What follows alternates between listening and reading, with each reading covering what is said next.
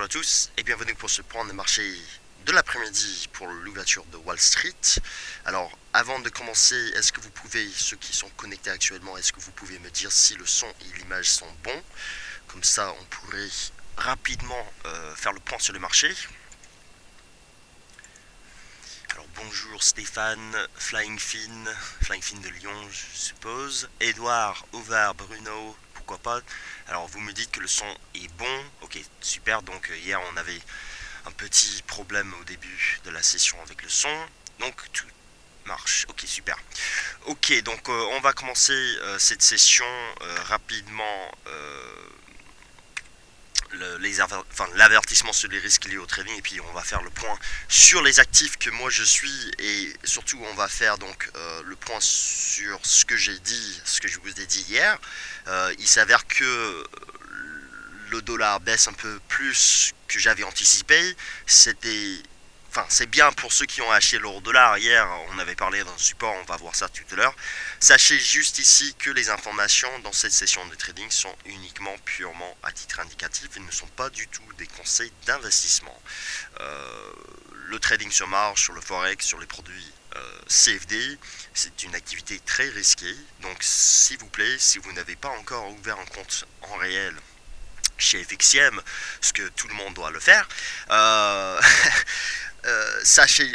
essayez juste de vous assurer que vous avez un capital qui vous permet effectivement de risquer votre argent sur les marchés, parce que c'est pas évident de trader les marchés. On va essayer pendant ces sessions d'identifier des opportunités de trading pour vous cet après-midi.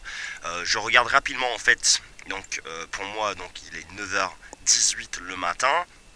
Je regarde ici donc ce qui s'est passé pendant la session européenne. Vous êtes déjà au courant. Donc bon chiffre de l'emploi au Royaume-Uni aujourd'hui. Donc le GBP est monté. Donc a priori on peut peut-être parler d'un breakout sur le GBP USD au-dessus des 1,60. Je serai un peu méfiant quand même, mais pour le moment c'est ça. Inflation en zone euro, toujours en fait une inflation stable à 1%. Donc ça en fait, si vous voulez, sur le long terme, tant que cela reste le cas, ça donne quand même de la marge à la BCE éventuellement, je pense, de lancer une nouvelle opération de refinancement à long terme, donc le LTRO dont on a parlé il y a 2-3 semaines. En gros, donc, nous avons juste une baisse du dollar, en fait, et c'est du fait des incertitudes, des spéculations, ce que vous voulez, vis-à-vis du budget américain, surtout vis-à-vis du plafond de la dette qui devrait être atteint demain.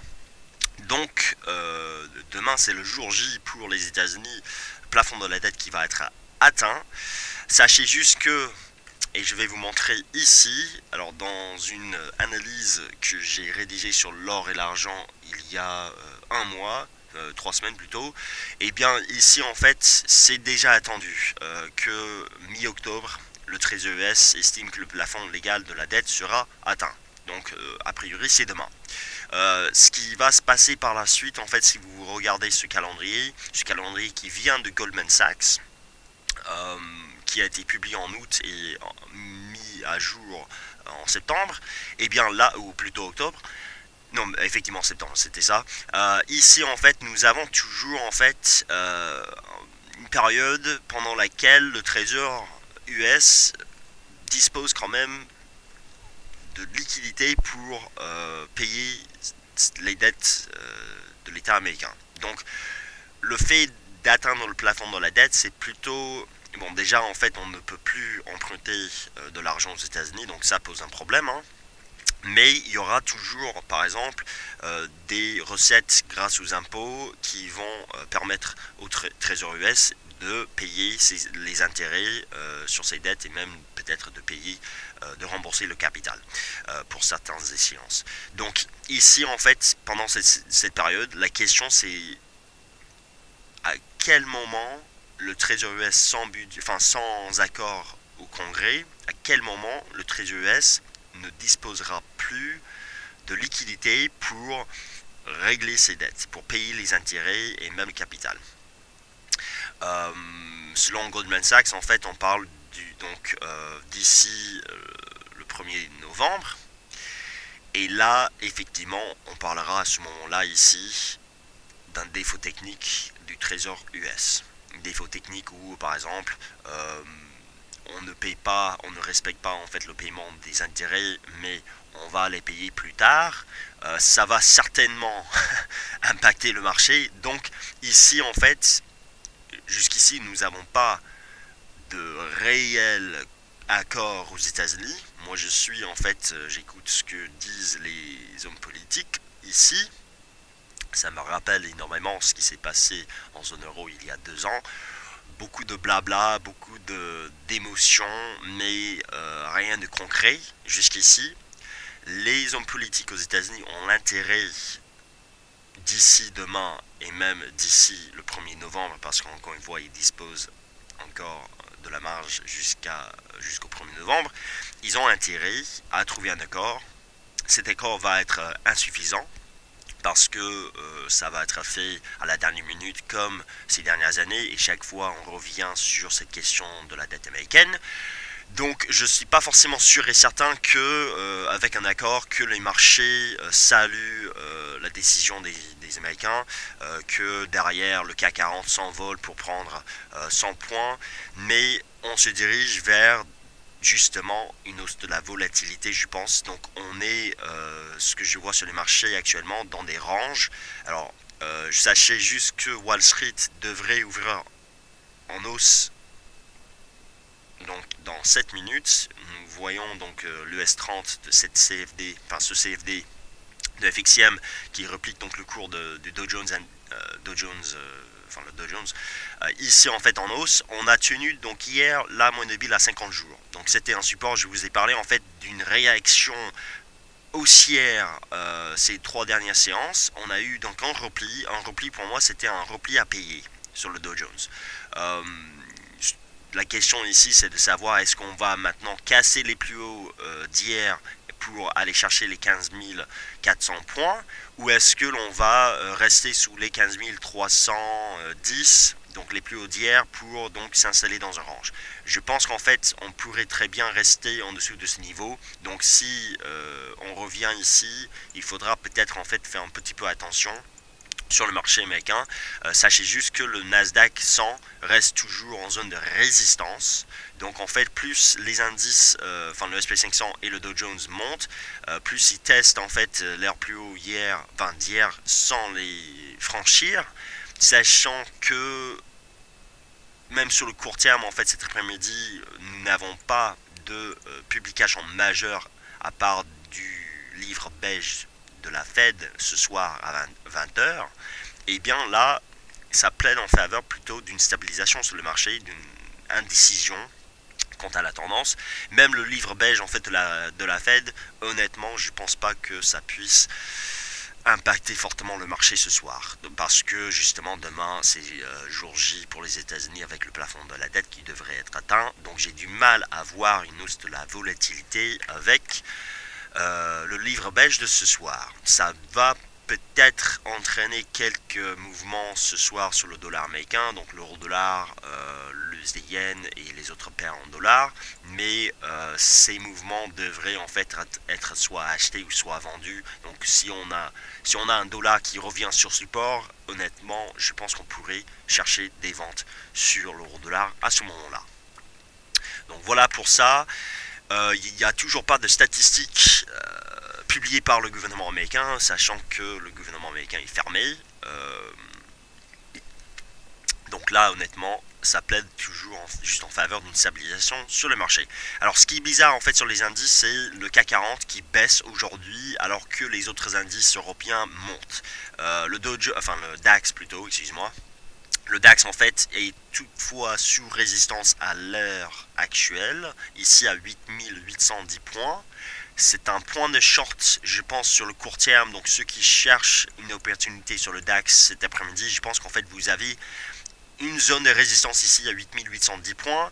Attention quand même, même si je dis que l'attentisme sur les marchés plaide en faveur juste des ranges de trading avant demain, on peut toujours avoir, et c'est une possibilité qu'il ne faut absolument pas exclure ou écarter, on peut très bien avoir des annonces cet après-midi. Alors sachez que le Sénat hier a ajourné jusqu'à midi aujourd'hui, midi heure new-yorkaise, donc ça fait pour vous 18 heures en France. Donc 18 heures en fait, il n'y aura pas de décision avant 18 heures au Sénat, et puis même en fait, sachant que c'est le début de leur réunion, de leur session, et bien là en fait on parlera plutôt de 20h, 22h ou même demain. Donc honnêtement, si vous voulez shorter le DAX ici, on peut tenter des shorts ici pour viser par exemple le bas du range. On a un range donc entre 8780 points et 8810. La tendance est haussière, on est sur les plus hauts historiques sur le DAX. C'est pas un point de short en swing pour moi, quoique on sait jamais.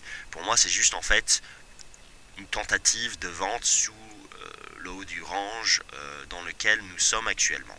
Donc pour le CAC par contre, en fait, sachant qu'on a déjà baissé, j'ai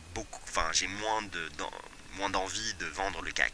Alors la question ici, est-ce que le CAC sous-performe juste parce que nous avons certaines valeurs du CAC 40 qui sont plombées aujourd'hui par les dernières annonces, LVMH, Danone, même Alstom. C'est une possibilité. Je regarde en fait ce qu'il faut prendre en compte ici et ce qu'il faut regarder aujourd'hui, c'est la réaction en fait des marchés suite aux annonces, suite aux résultats trimestriels de Bank of America. Ici, donc, ça peut impacter les valeurs bancaires, et donc on parle plutôt des valeurs bancaires, mouvement sur les valeurs bancaires du CAC 40. Donc, surveillez Bank of America aujourd'hui pendant la session américaine.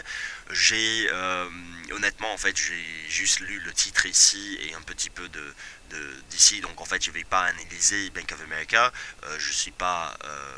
J'ai pas des informations sur cette valeur, mais ça peut quand même impacter le secteur bancaire aux États-Unis et de ce fait en France.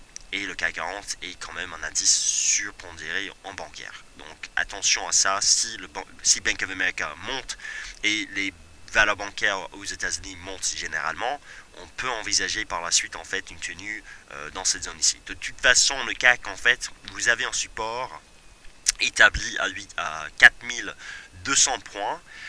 Donc ici en fait on peut tenter des achats. Je suis pas forcément, je suis pas très haussier ici. J'étais très haussier dans cette zone ici, même si on n'avait pas atteint mon niveau optimum d'achat ici à 4095 points. La réaction du CAC me dit que en fait la hausse devrait perdurer. On pourrait aller chercher par exemple 4300 points. Donc profiter des phases de consolidation pour acheter. Par contre le DAX, encore une fois, on est sous résistance, donc on peut très bien baisser un petit peu plus sur le CAC. Voilà pour ça. Alors les métaux, et puis je vais faire le forex pour vous. Alors l'or, on a parlé hier sur l'or en fait alors moi j'ai parlé plutôt d'un risque haussier. Si vous avez suivi la session hier, je vous ai dit qu'en fait je trouvais les métaux bas.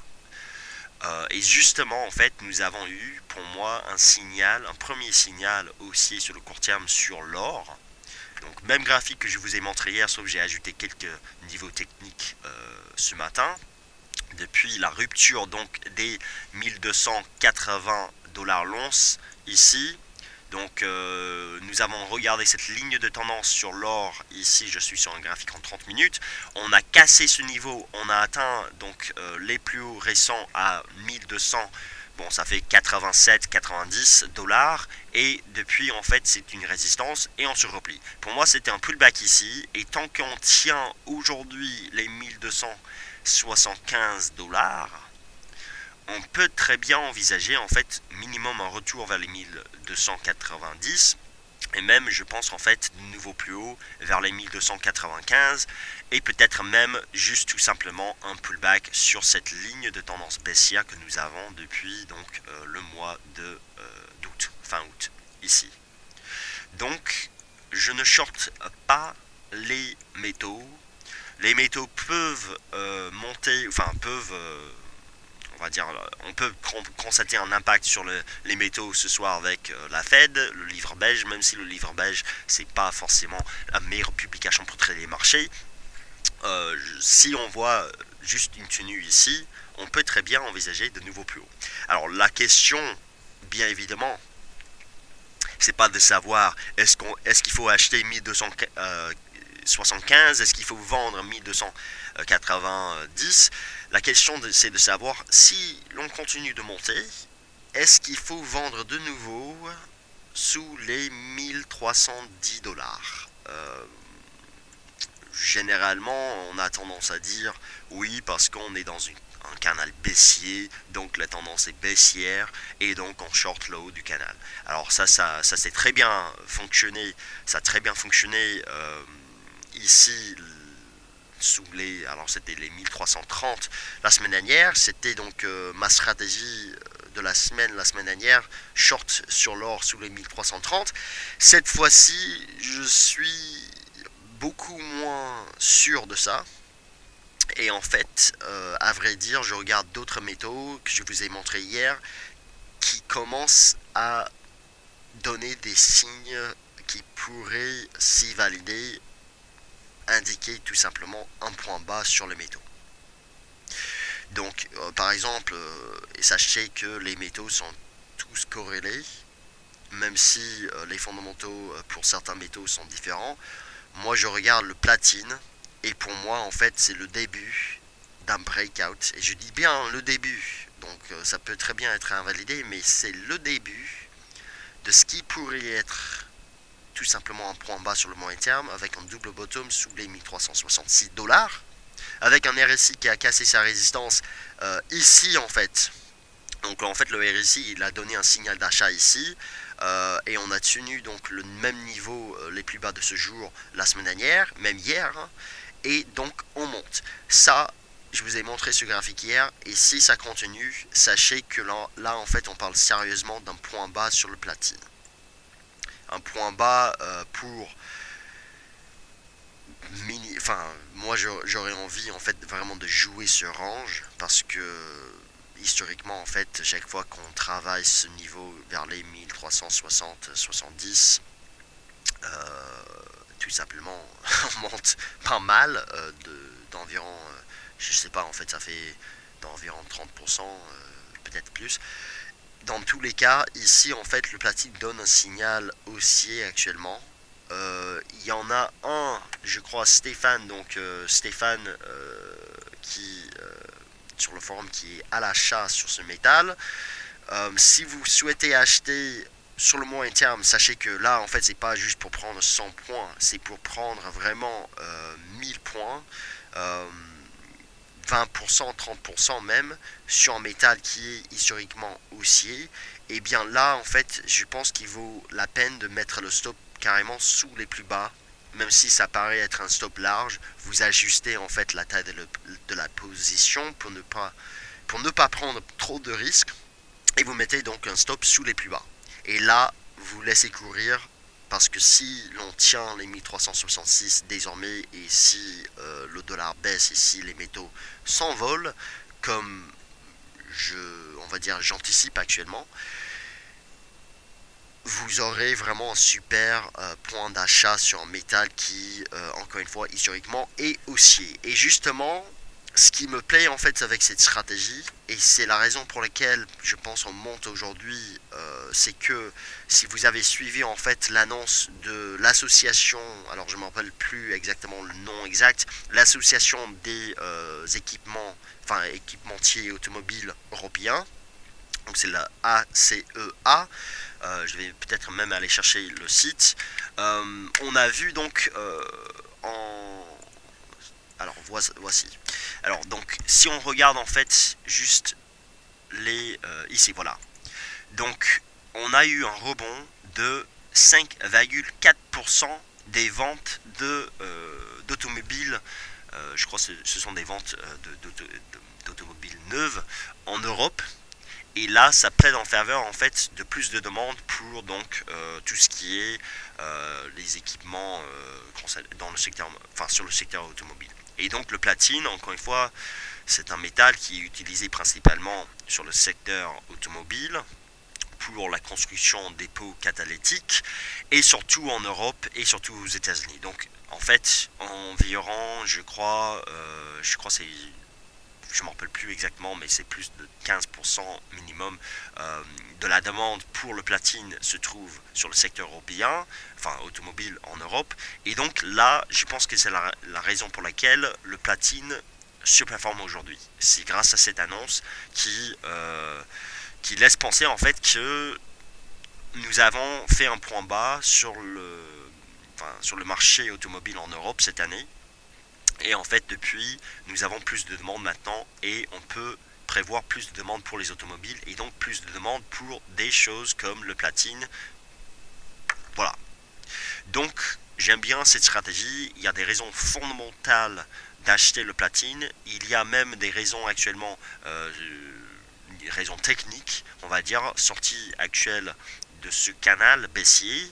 La tendance est toujours baissière, donc j'imagine que ceux qui tradent avec les Shimoku, des choses comme ça, vous n'avez pas maintenant envie d'acheter, mais ceux qui pensent comme moi que effectivement nous sommes sur le bas d'un range, que on tient super bien les 1366, que le RSI a donné un signal d'achat, que le cours sort par le bas, enfin par le haut plutôt d'un canal, vous avez probablement envie de chercher des achats. Voilà, donc pour ça, c'est la raison pour laquelle donc je suis pas forcément sûr et certain que l'or se short de nouveau. On va avoir la réponse dans les prochaines séances, notamment avec l'annonce un éventuel accord aux États-Unis. Sachez juste qu'ici, en fait, on peut tenter sur le court terme les 1275 dollars, on peut tenter des achats. On peut tenter des ventes, mais la sortie de cette zone ici devrait nous permettre de prévoir l'évolution future de l'or. Et donc ici, en fait, si on casse les 1275, non, je n'achèterai plus, enfin, je n'achèterai pas en fait un pullback, un deuxième pullback sur cette ligne de tendance. Normalement, en fait, une fois qu'on fait un premier test, il faut par la suite en fait continuer plus haut. Donc, si on casse ce niveau, pour moi, c'est un signe, c'est une alerte, quoi. Donc, voilà pour l'or. Jusqu'ici, ça va très bien avec les prévisions. Enfin, je vous ai dit hier, en fait, que je ne shortais pas sous les 1200. C'était 4 à 20, en fait. Et effectivement, on a eu un breakout. Maintenant, je m'attends à ce que l'on tienne ici. Enfin, j'espère qu'on va tenir ici, et si c'est le cas, je m'attends à ce que l'on monte. Pareil pour l'argent, hein. L'argent, alors le chandelier de l'argent était quand même hier plutôt bullish, parce qu'on avait une mèche basse très large, et en fait, on a tenu donc une zone de soutien très importante ici, avec la bande inférieure du boulangère en soutien. Donc tout est là en fait pour monter. Il suffit juste d'avoir un mouvement sur le dollar avec ce qui se passe actuellement à Washington pour permettre un rebond. Maintenant pour le Forex, donc si le dollar devait baisser, en fait, ça pose un problème pour les vendeurs de l'euro-dollar. L'euro-dollar actuellement, enfin tout à l'heure en fait on était sous résistance 35,65. Alors hier je vous ai dit qu'on pouvait acheter, donc on était ici et je vous ai dit on pouvait acheter. Je m'attendais à ce moment-là en fait à juste, suite à la forte baisse ici, à juste en fait une consolidation pour sortir par le bas pour aller chercher les 34,65. C'était pas le cas en fait. Ceux qui ont acheté ont été ravis parce que derrière en fait le dollar a baissé beaucoup plus qu'anticipé, avec par exemple l'annonce hier soir de Fitch sur donc la note américaine. Le Fitch qui arrive bien entendu 2 ans plus tard que Standard & Poor's, qui a abaissé la note américaine, qui a retiré qui a ôté le triple A aux États-Unis en août 2011. Bon, Fitch, c'est sympa, mais c'est pas ça qui va vraiment décaler le marché. Donc ici, effectivement, nous sommes montés beaucoup plus que j'avais prévu. Donc ceux qui ont acheté, eh bien là, vous avez vraiment pu acheter à un point bas. La question maintenant, encore une fois, c'est est-ce que l'on monte pour shorter maintenant? Et je pense qu'en fait, vu le graphique journalier ici, on est sous résistance. Enfin, moi, c'est une résistance que j'ai depuis plusieurs séances. C'est un pivot en fait journalier vers les 35,65. On peut faire des mèches plus haut, donc attention à ça, mais tant qu'on reste sous ce niveau, en fait, on peut très bien revenir dans cette zone-là. Donc nous sommes en gros dans une tendance haussière, sans véritable tendance claire depuis quasiment un mois. Et donc en fait, peut-être les replis sont à acheter finalement sur l'euro-dollar plus bas. J'ai pas forcément un avis sur le moyen et long terme dans cette zone ici. Sur le moyen et long terme, en fait, sachez que là, je serai vendeur plutôt vers les 39. Ici, c'est le haut du canal baissier de long terme ici. Et donc en fait, cette zone-là, pour les acheteurs, en fait, c'est la zone dans laquelle vous pouvez chercher des achats. Sinon, pour les vendeurs, vous avez 35,65 et puis plus haut, bien entendu, vers les plus hauts récents. Mais bon, là, sur le très court terme, honnêtement, on est plutôt dans un mouvement haussier. Pour invalider ce mouvement haussier maintenant, honnêtement, il faudra a priori dépasser, enfin, il faudra une rupture de cette... voilà, c'est un canal. Je viens de tracer un canal, donc nous sommes clairement dans un canal haussier sur le court terme avec un support vers les 35,30. Déjà, c'est un support de prix ici. Donc, les acheteurs, vous pouvez chercher des opportunités d'achat tout simplement vers les 35 30 ici. Donc là, on est effectivement dans un canal haussier. C'est une phase de consolidation pour le moment. Vous avez une résistance encore une fois ici. Donc on peut très bien tenter des shorts ici. Mais là, il est un peu trop tard. Donc en fait, a priori, on pourrait tenter plutôt des achats là. Et puis shorter si on sort par le bas. Donc voilà, c'est pas vraiment une configuration qui m'inspire beaucoup sur l'euro-dollar, mais c'est ça, c'est un canal haussier dans une tendance neutre et nous avons des résistances plus haut. Donc achat sur repli, vendeur, vous pouvez chercher des ventes ici, mais ce sont plutôt des ventes agressives. Voilà, sinon aussi c'est la même chose en fait sur donc le GBP-USD, la livre sterling qui donc a cassé les 1,60 avec les chiffres de l'emploi au Royaume-Uni ce matin. On est au-dessus des 1,60 et tant que cela reste le cas, en fait, on va plutôt parler d'un pullback ici, vers cette zone qu'on a cassée ce matin, pour aller chercher plus haut. Rappelez-vous en fait que moi, je suis baissier sur cette paire tant que l'on ne dépasse pas les plus hauts précédents ici à 61,20. Parce qu'en fait, nous avons une suite de plus haut, de plus en plus bas et de plus bas, de plus en plus bas. Sauf là, on a tenu effectivement les plus bas précédents. Donc ça peut remettre en question en fait cette suite, cette tendance baissière sur le court terme. Pourquoi, malgré la tendance haussière sur le moyen terme, pourquoi je reste plutôt à la recherche des points de vente? C'est tout simplement parce que nous avons une divergence qui a été confirmée encore une fois. Et ce qui est intéressant, c'est de remarquer qu'en données journalières, nous avons testé, c'était le plus haut, la moyenne mobile à 20 jours.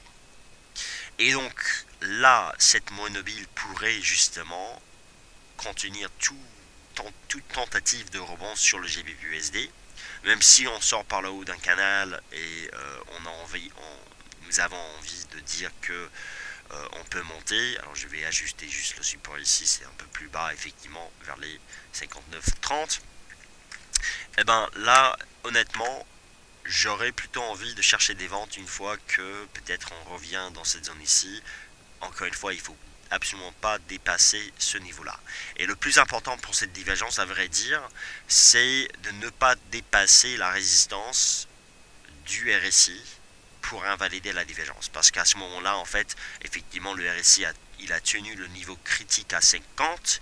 Et là, si l'on monte pour casser cette ligne ici, ça veut dire qu'il n'y aura plus de divergence. Et donc, on ne pourrait plus shorter agressivement le GBP/USD en anticipant en fait plus de pertes. Donc, il faut absolument invalider pour moi la sortie de ce canal baissier. Il faut par la suite en fait tenir sous la monnaie mobile à 20 jours à 1,65, on va dire 1,60 pour être clair.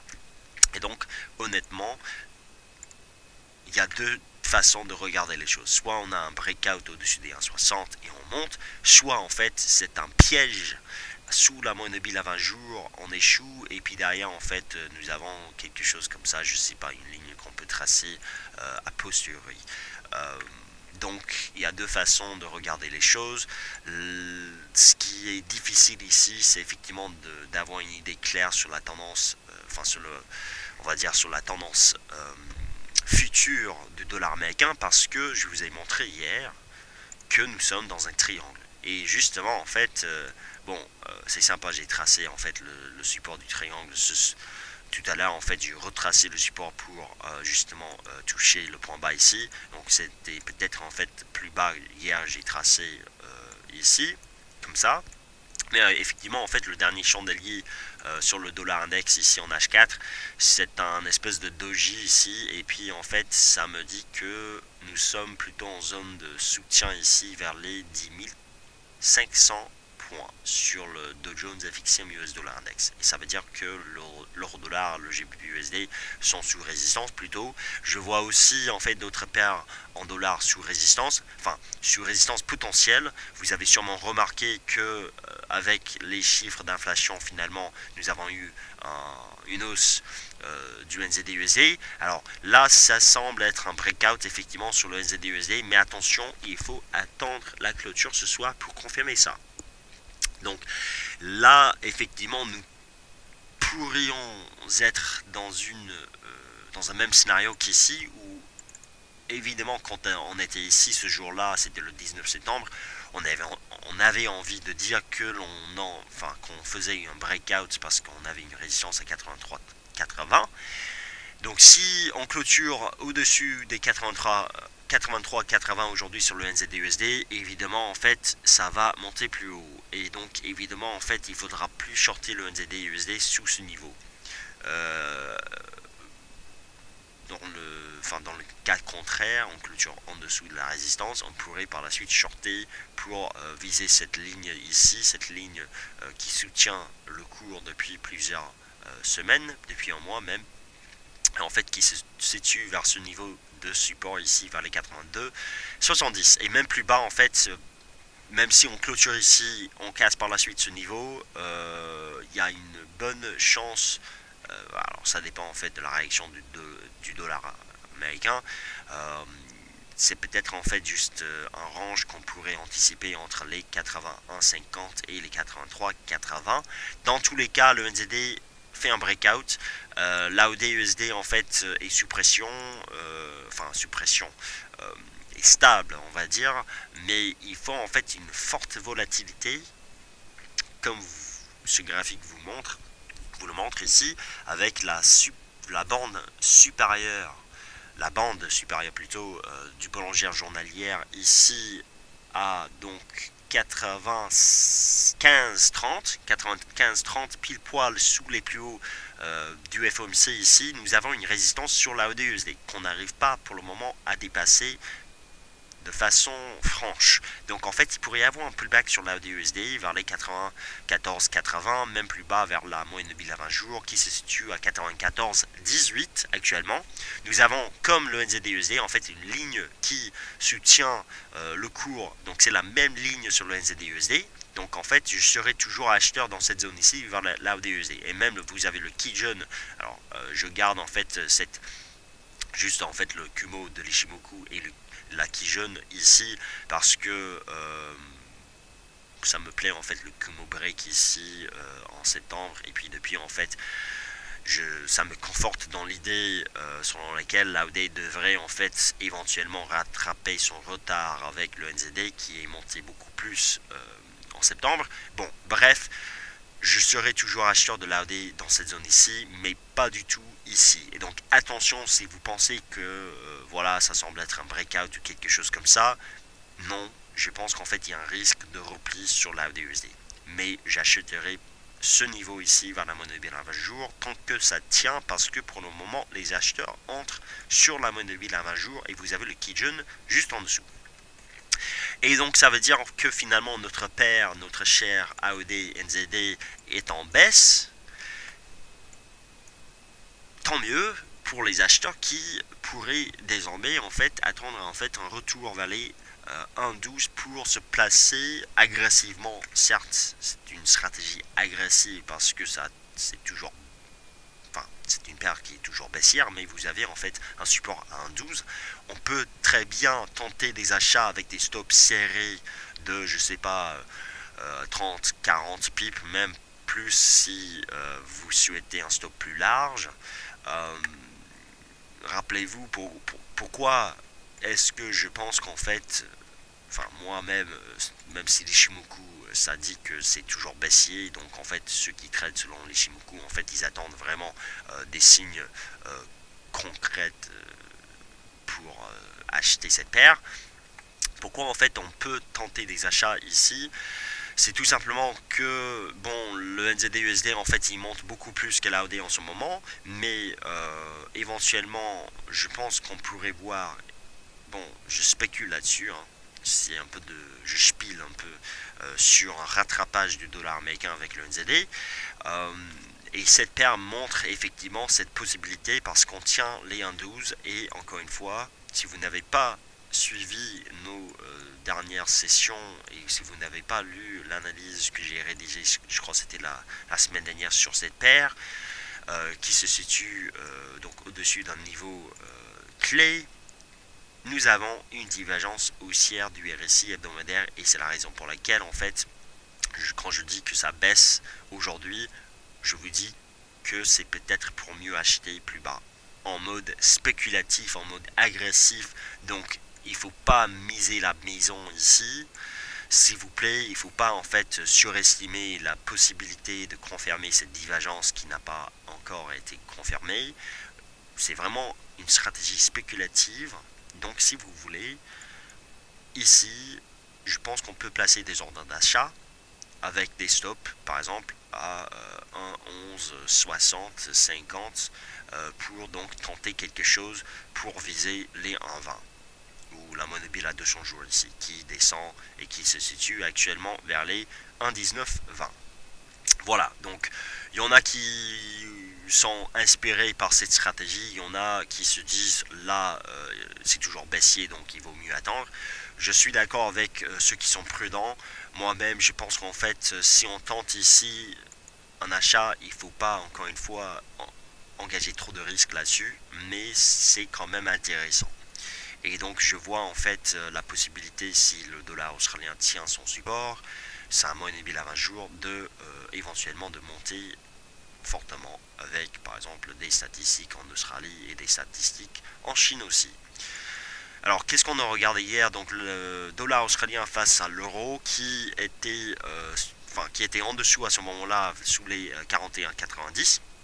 On a tenu le support, donc effectivement il valait mieux maintenir, il valait mieux attendre la clôture hier pour shorter cette paire parce que nous avons donc une tenue, un maintien sur les 41,90 qui font support, mais je pense qu'en fait que éventuellement tant que cette paire l'euro-AUD qui est très très intéressante pour des stratégies de vente du fait de son relever qui vous donne donc plus de probabilité quand vous vendez cette paire, ça vous donne plus de probabilité de gagner. Justement en fait si on regarde l'euro-AUD ici, donc sur la plateforme, vous gagnez pour donc un lot, un mini lot, donc 10K, vous gagnez 1,29€. Ça c'est très intéressant en fait. Et donc chaque jour que vous maintenez la position vendeuse, vous gagnez des intérêts. Si vous avez si vous avez par exemple 3 mini lots, vous gagnez environ, juste en dessous de 4 dollars par jour. Et donc là, sous les 43, je reste baissier et je pense qu'éventuellement on pourrait avoir une rupture des 41,90 pour aller chercher les 38,50. Donc c'est intéressant effectivement de vendre cette paire, mais soit lors d'une clôture en dessous des 41,90, soit sur pullback vers les 43. Vers la Kijun même qui se situe vers les 43, 40 actuellement. Euro NZD, même chose. Là, on était sur support. Je vous ai dit on devait sortir des ventes sur cette paire parce que moi-même, je n'ai pas réussi. J'ai remonté mon stop trop tôt. C'était bête. Je le regrette énormément. Mais je vous rappelle que j'étais vendeur dans cette zone ici sur l'euro NZD. Effectivement, j'ai eu raison quant à au scénario d'un pullback ici, suivi d'un échec sous les 64. Et en fait, on a atteint donc le premier objectif à 60,90 ici. On y est. Est-ce que l'on casse actuellement en support? Encore une fois, c'est la même chose qu'on a vu avec l'euro AUD hier. Il faut attendre la clôture ce soir pour confirmer la cassure ou pas. Et même si on clôture ici, honnêtement, c'est pas vraiment une cassure franche. Donc j'aimerais en fait voir ce soir, par exemple, cette paire clôturer en dessous des 60,90 sur ses plus bas ou proche de ses plus bas pour effectivement vous dire que là par la suite on va aller chercher les 59,10 et puis peut-être même sur le moyen terme les 56. Donc le NZD surperforme, mais encore une fois la corrélation entre l'AUD et le NZD, cette corrélation est forte. Il suffit en fait que derrière nous ayons des annonces qui en Australie et en Chine même qui vont permettre à l'AUD de mieux performer que le NZD pour que l'AUD NZD monte, pour que l'euro AUD en fait baisse plus, pour que l'AUD USD rattrape son retard avec le NZD USD. Donc voilà, je suis toujours dans cette optique d'achat du dollar australien parce que en comparaison avec le NZD qui est quand même fort en ce moment, je trouve que l'AUD en fait il est bas et donc ça me donne plus envie d'acheter tant que, et ça c'est la condition, tant que en fait le sentiment pour le risque perdure, donc tant que nous avons globalement de l'appétit pour le risque présent sur le marché. Donc en fait si les indices américains, pour revenir là-dessus, si les indices américains continuent, là, déjà, on a cassé les plus hauts. Donc, effectivement, on va aller chercher les 15 400 points sur le Dow Jones, apparemment. Bon, en gros, si les indices américains continuent de monter, je pense qu'en fait, nous pouvons parler sérieusement d'une hausse du dollar australien qui est historiquement corrélée aux indices américains. Là, effectivement, c'est une belle bougie bleue sur le Dow Jones. Donc, finalement, on va pas attendre en fait une annonce concrète pour, au Congrès américain, à moins que j'ai raté quelque chose. Peut-être il y a eu une annonce. J'ai pas suivi. Boum, les indices visiteurs me disent oui, effectivement, l'or vient de casser les 1275. Alors, on va regarder ça rapidement. Alors, on va voir. Hein. Donc, effectivement, on est en dessous et donc ça pourrait être justement une cassure. Alors, le dollar, apparemment, il monte. Effectivement, il monte et les indices montent avec. C'est assez un peu bizarre, hein, effectivement, de voir le dollar monter et les indices US monter, mais c'est vraiment ce qui se passe en ce moment depuis 6 mois au moins. Donc effectivement, l'or il casse son support. Enfin, il est en train de casser son support. Donc, encore une fois, je ne payerai pas en fait un pullback ici. J'attendrai en fait que si il devait y avoir un deuxième pullback ici, si ça tient, j'attendrai en fait qu'on revienne au-dessus des 1275 pour par la suite me dire ok là effectivement ça reste toujours haussier, ça reste toujours dans une configuration qui est pleine en faveur peut-être d'un retour vers ici, mais effectivement nous sommes en dessous, donc attention à ça. GBP/USD, voilà, moyen mobile à 20 jours en résistance, le piège a été fait sur la GBP/USD. Effectivement, ceux qui ont shorté ici ce matin ont été stoppés. Par contre, ceux qui ont shorté la monnaie mobile à 20 jours, vous êtes en position, a priori, en swing désormais. Et l'euro-dollar, même chose. Donc effectivement, notre résistance journalière s'active et nous avons des vendeurs sur les 35,65. Est-ce qu'on est sorti déjà du... Alors là, on est vraiment sur le support de l'euro-dollar. Donc si vous êtes acheteur, et moi, encore une fois, je ne suis pas du tout acheteur de l'euro-dollar. C'est une question de psychologie pour moi, même plutôt de prévision fondamentale. J'ai pas du tout envie d'acheter l'euro, même pour prendre 30 points en intraday. Donc si vous voulez acheter l'euro, c'est ici, actuellement, là, à 35,30, avec un stop, par exemple, à 35,20. Ou 15, faible risque pour viser le haut du canal, mais honnêtement c'est vrai que quand vous regardez en fait par exemple la résistance journalière ici, ça peut très bien en fait être tout simplement en prend haut pour aller chercher plus bas, et rien n'empêche que l'on sorte par le bas du canal aussi ici. C'est pas vraiment c'est pas un canal qui est très fort, donc voilà, on est sur support, vous faites ce que vous voulez. Moi, j'achète pas l'euro parce que c'est pas ce que j'aime le plus sur le marché. Surtout au niveau actuel, en fait, je serais plutôt acheteur dans la zone des 34 à 60. Même moi qui suis baissier, je pourrais tenter un achat ici. Mais dans tous les cas, on est sur support. Donc, est-ce qu'il y a eu une annonce, en fait, j'ai pas suivi. Alors voilà, Edward Reuters now reporting US Senate close to reporting a deal. Donc apparemment le Sénat serait pas très loin d'un accord. Vous voyez en fait la réaction du dollar avec un accord. Le marché price maintenant est en train de pricer un accord sur un accord aux États-Unis, et vous voyez en fait la réaction du dollar américain. Donc le dollar monte et l'euro-dollar est en train on va dire, casser son support actuellement. Donc effectivement, ça nous donne désormais une bonne idée quant à la réaction du dollar américain avec une résolution de cette impasse budgétaire aux États-Unis, parce que évidemment ça donne envie, on va dire ça renforce en fait la demande pour les bons de trésor américains, pour la dette américaine, et donc pour acheter la dette américaine, vous avez envie d'acheter des dollars américains, enfin les investisseurs étrangers, blablabla. Et vous avez compris que ça plaide en faveur d'une hausse du dollar, même même si c'est une bonne chose. Et donc en fait la corrélation, normalement le dollar américain il monte quand nous avons des craintes sur le marché, et c'est pas le cas.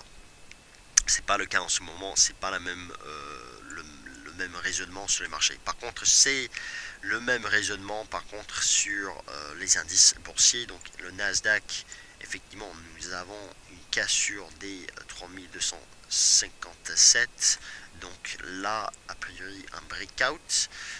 Encore une fois, pour ce qui concerne la divergence baissière qu'on avait regardé sur le Nasdaq 100 la semaine dernière, la résistance du RSI se situe vers les 56, et donc il ne faut absolument pas dépasser ce niveau pour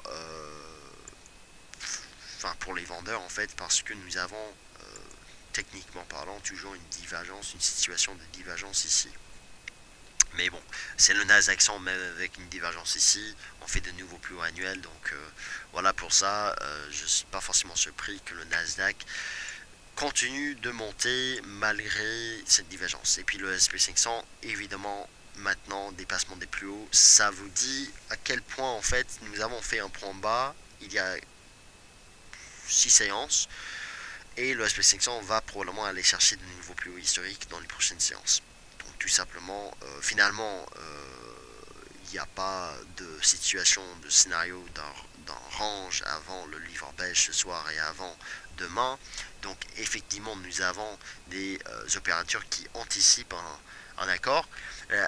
En fait, plus on monte, par contre, ça va poser un problème le jour où on a une annonce d'un accord aux États-Unis. Parce que si le S&P 500 continue de monter, ça en fait, ça met en question la possibilité d'une réaction haussière des marchés américains s'il y a un accord. Enfin, le jour où il y aura un accord, en fait, on pourrait tout simplement avoir une situation de vente de nouvelles sur les marchés parce que on est plutôt, on était en zone de soutien ici sur l'SP 500, c'était pas très évident, mais effectivement, depuis on monte, et là en fait, ce serait plutôt zone de résistance sur l'SP 500.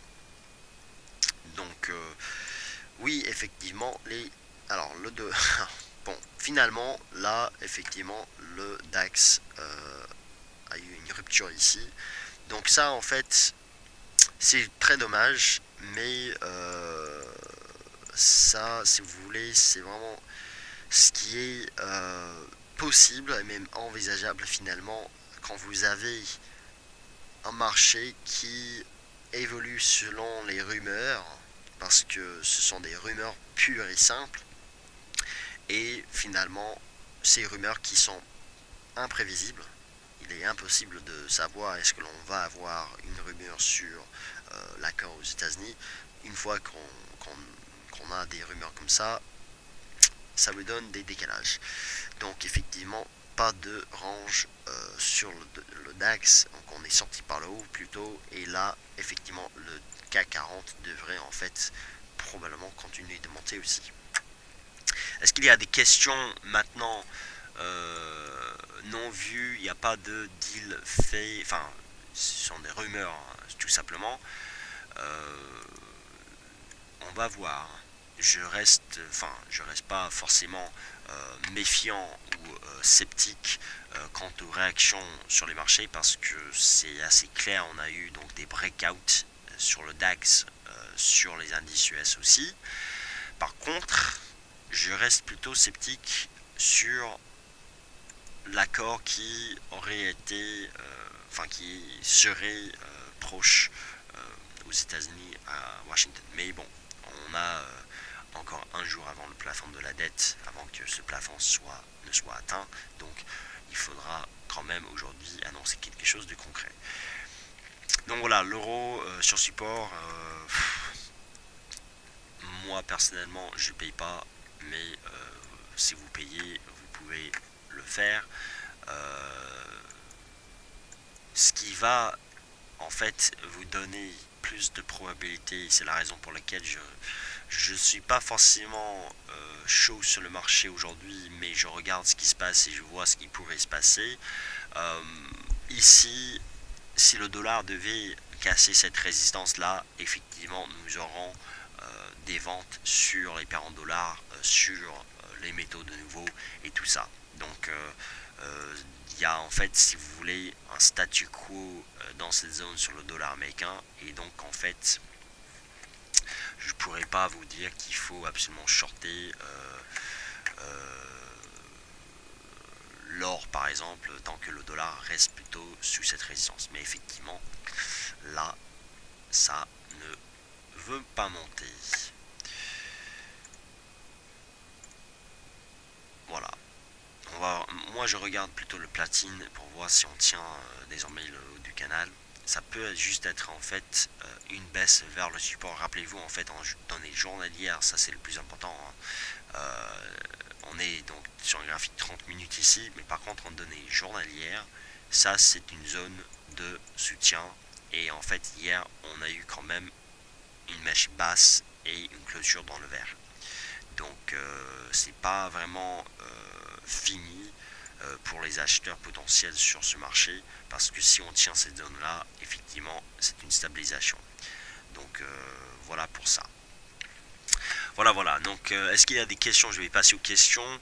Donc apparemment moi je n'avais pas forcément anticipé un décalage comme ça sur le marché, surtout sur par exemple le DAX. Je pensais qu'on devait plutôt avoir juste une stabilisation avant, avant 18h avec le Sénat et puis avant le livre beige. Finalement, rumeur de la part de Reuters et derrière nous avons un décalage. Donc signal d'achat sur le DAX et donc il faudra plutôt chercher des achats effectivement sur repli sur cet indice maintenant. Rappelez-vous en fait que l'objectif pour moi sur le DAX c'est à 8900 points.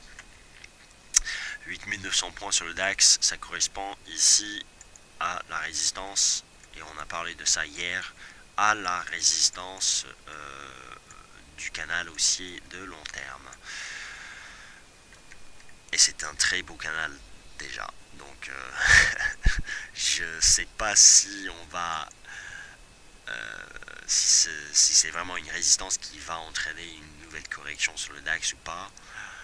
Mais c'est vrai que si l'on ne dépasse pas les 8900, même 9000 points, ça peut plutôt être une résistance sous laquelle on ne monterait plus et sous laquelle on peut envisager des positions vendeuses agressives sur le DAX. Bon, c'est pas très clair encore qu'on se dirige vers ce scénario, mais c'est une possibilité effectivement.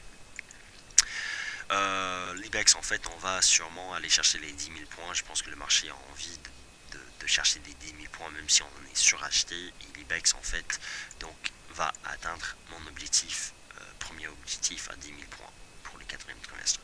Ça, c'est super. Malheureusement, je ne suis pas à l'achat. Mais bon, c'est un très beau rallye sur le marché actions européen. Alors, oui, une question, Edouard, sur le Brent. Alors, j'ai pas parlé des pétroles parce que, bon, j'en fais pas trop. L'US Oil sur support, toujours à 101 dollars le baril. Bon, on peut monter, en fait, on est dans une dynamique baissière. Globalement, je pense qu'en fait, ce marché pourrait aller chercher les 97, 98. Mais comme je vous ai dit la semaine dernière, en fait, le pétrole, je ne traite pas parce que, bon, pour moi, l'analyse technique, c'est pas suffisante sur ce marché. Mais bon, là, clairement, si vous vous basez sur l'évolution du prix, dynamique baissière, nous avons donc plutôt des vendeurs dans la zone des 104, 103 même, ça pourrait être une résistance, le haut du canal, et puis en dessous, objectif à les 97, 98. Moi, je pense qu'en fait, ça, c'est le fair price, le prix fondamental pour le moment du pétrole. Je pense qu'en fait, au-dessus de 100 dollars, enfin, surtout au-dessus de 105, nous n'avons rien à faire là-dessus, enfin au-dessus de ce niveau, parce que c'est purement des mouvements spéculatifs qui nous ramènent vers les 110. Donc en fait, je pense qu'on est en train de sortir des positions spéculatives petit à petit. Depuis maintenant, nous avons plutôt un suivi de tendance jusqu'à, par exemple, les 97-98. Et pour le Brent UK Oil ici. Alors l'expiration du contrat UK Oil était hier soir, donc en fait là c'est la nouvelle, le nouveau contrat. Bon, moins mobile à 20 jours, donc support, donc les pétroles sont sur support. En fait, on peut aller chercher par exemple les 111. Je ne vois rien du tout à faire sur le Brent en fait au niveau actuel en swing, et même honnêtement, je ne suis pas vraiment trader agressif sur ce marché, mais à 109, vous avez sûrement des acheteurs, et effectivement, on monte depuis.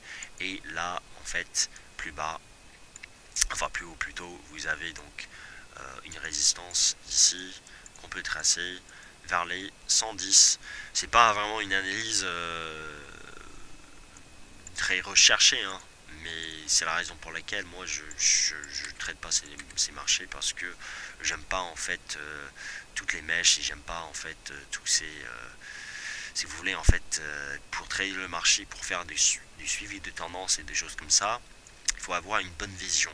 Et à vrai dire, en fait, je pense que le marché du pétrole, il est très difficile d'avoir une bonne vision sur ce marché, parce que souvent en fait on a des mouvements de range et des choses comme ça, et j'aime pas. Alors bonjour toujours d'avis de long USD yen, on peut enclencher un long a priori. Alors le USD yen, je vais descendre. Donc on casse les plus hauts. Donc effectivement, ceux qui ont mis des ordres d'achat au-dessus des plus hauts récents, donc c'était donc les 98,60, vous avez donc des ordres d'achat qui viennent d'être déclenchés pour viser encore une fois les 99,60. Donc oui, je pense qu'effectivement nous pouvons, le risque ici c'est qu'on fasse, qu'on va faire une mèche ici et puis derrière on revient vers les 98. Donc c'est toujours mieux d'acheter sur repli, mais effectivement nous pouvons, si on clôture au-dessus de ce niveau vers les 98,60, nous pouvons envisager par la suite un retour vers les 99,60. Donc les paires en yens montent. L'euro yen, pareil, je vous ai dit que je ne shorterai pas cette paire. C'est la seule paire, c'est la seule paire en euros qui me donne pas du tout envie de shorter. Par contre, on est sous résistance actuellement vers les 133,60, 70 même. La des yens sous résistance également. On tient toujours en fait de nouveau plus haut, donc ça c'est très bien. Par contre, c'est quand même une zone de danger ici, donc il faudra en fait qu'on explose sur le yen, que le yen baisse fortement, que le yen confirme sa cassure pour que la des yen aille chercher mon objectif vers les 97. Donc les paires en yen effectivement monte, et donc si vous voulez tenter, et c'est une stratégie que moi je n'aime pas forcément, vu que vous avez moins de probabilité de réussite, mais bon, une tendance est là, on casse les plus hauts, on peut tenter des achats. Ceux qui achètent agressivement l'or, en fait, ils sont déjà entrés là. Moi personnellement, je pense que ça vaut la peine d'attendre en fait un retour au-dessus des 1275 pour parler d'un piège sur l'or. Mais sachez juste que là, même si en fait on casse ce niveau, moi je ne vends pas l'or si bas sur un support journalier. C'est la raison pour laquelle en fait même je parle pas encore d'une invalidation d'une progression jusqu'à par exemple 1300. Donc voilà pour ça, mais effectivement c'est un peu chaud sur l'or en ce moment. Il faudra attendre en fait a priori pour le timing d'une entrée à l'achat, il faudra attendre en fait que le dollar arrive sous sa résistance ici, parce que encore une fois nous avons des breakouts sur les indices US, breakout sur le GBP USD aussi, l'euro dollar pareil, voilà. Donc cassure par le bas du canal, et maintenant effectivement nous avons une résistance à 35,65 qui tient bien, et donc ça laisse penser qu'on va revenir ici vers les 34,65 et même plus bas. 34,65 ce serait déjà très bien, peut-être même sur le moyen terme vers les 34,20. Voilà l'euro dollar donc sorti par le bas du canal en cours, donc breakout sur les paires en dollars. GBP USD, franchement c'est un chandelier qui ne donne pas du tout envie de repayer les 53,30 pour moi. Moins de bilan 20 jours en résistance, donc ça reste toujours pour moi une configuration à vendre. Alors, autre question. Visiteur, arrêtez de parler de résistance sur les indices. Visiteur, en fait, sachez, je parle de support aussi, hein, je parle de résistance, support. Sachez en fait que je parle de résistance sur certains indices, comme le Nasdaq, parce que en fait, en données hebdomadaires, en fait, c'est ça. Nous avons, et là, il faut en fait confirmer l'invalidation de ça en données hebdomadaires, parce que tout est possible d'ici vendredi, par exemple. En fait, nous avons un RSI hebdomadaire qui travaille une résistance qui est quand même importante, hein, à 70. Qui avait donc la semaine dernière, mais ça c'est invalidé déjà, le pendu ici c'est un chandelier de retournement d'excellence, mais bon on l'a déjà invalidé par la cassure des plus hauts, et là en fait on travaille a priori la résistance, donc je dis bien résistance encore une fois, visiteur excusez-moi, mais je suis factuel ici, en fait nous avons un canal et ce que je vois en fait c'est peut-être la résistance de ce canal. Donc d'ici en fait vendredi, il faudra en fait que l'on clôture carrément au-dessus des 3240, enfin 3250 pour justement parler d'une sortie par là haut du canal par la suite. Rappelez-vous que c'est le Nasdaq 100, donc c'est l'indice qui est très très difficile de shorter. Et à vrai dire, visiteur, vous avez tout à fait raison de me dire en fait arrêtez de parler de résistance sur cet indice par exemple, parce que les résistances sont là clairement pour casser sur cet indice et les supports sont là pour payer. Par contre en fait il est vrai que il y a d'autres indices qui s'approchent en fait de résistances importantes. Le Dow Jones à 15 400 points, c'est un pivot qui est ici et là en fait ça pourrait justement entraîner une nouvelle réaction baissière sur le court terme. Mais si vous m'avez suivi hier, en fait je vous ai dit que là un repli sur le Dow Jones était à payer tant qu'on tenait les plus bas ici et c'était exactement ça. On a donc un support sur la moyenne mobile à 50 jours qui tient bien et donc en fait si je parle de résistance ici c'est peut-être en fait juste un pullback mais un pullback à payer. Parce que je pense qu'en fait le Dow Jones il est parti, vu la vitesse à laquelle on est monté ces 5-6 dernières séances, je pense qu'en fait le Dow Jones pourrait éventuellement revenir sous ses plus hauts historiques ici. Donc voilà pour ça. Mais bon, les indices européens, en fait, c'est vraiment la première fois depuis longtemps que j'ai parlé d'une résistance à shorter sur le DAX par exemple. Enfin, si sur le DAX, en fait, j'ai parlé plutôt de résistance ici aussi. Mais par contre, le CAC, ça fait des semaines que j'en ai pas parlé, en fait, de résistance à shorter. Donc voilà pour ça.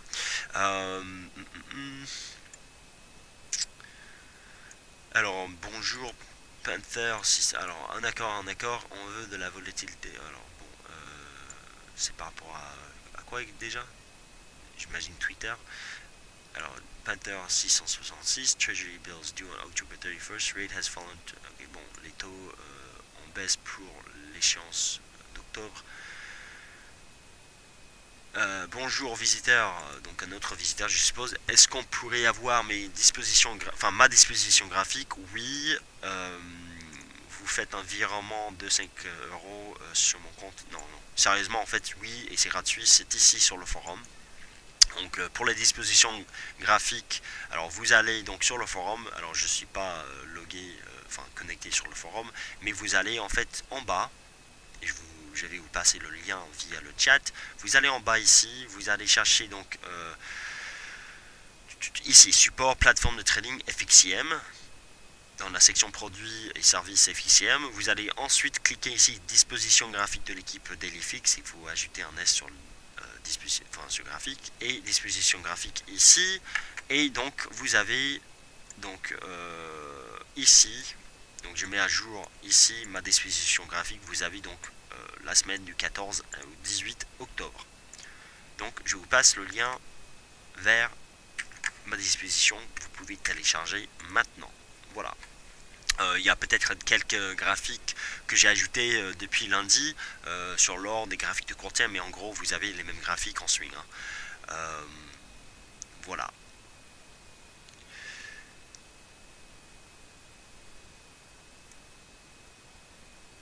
Alors bonjour, alors Panther me donne des informations concernant Boehner, donc je sais pas comment dire, le président de la Chambre des représentants.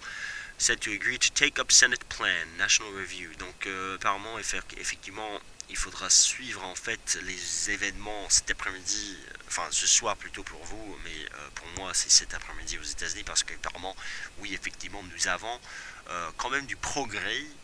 On va voir si on arrive à avoir un accord. Mais encore une fois, en fait, le problème, bon, c'est sympa pour le trading. Le problème, à vrai dire, c'est que c'est le même train-train depuis déjà 2 ans aux États-Unis. Nous avons des accords qui sont faits à la dernière minute parce qu'il faut éviter le pire. Et évidemment, quand on est sous pression, quand on joue avec, on va dire le temps,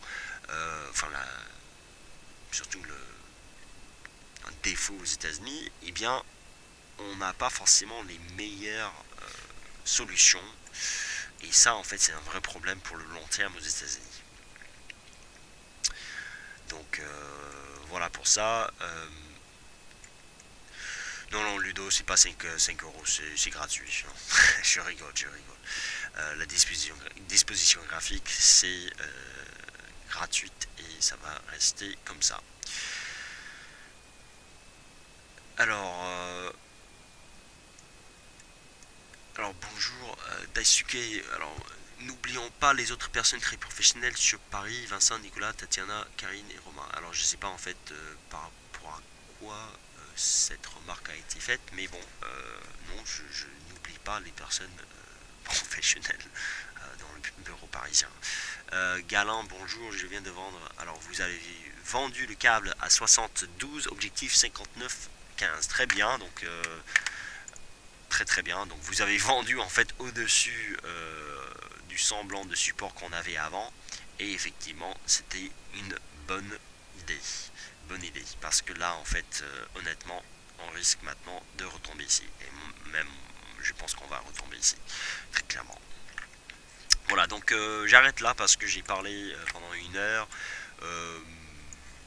En gros, vous avez eu des breakouts pendant cette session, mais bon, j'aimerais voir vraiment une résolution concrète pour justement établir les prochaines stratégies sur le marché. Mais sinon, en fait, graphiquement parlant, vous avez donc déjà un signal baissier en cours sur l'euro-dollar ici.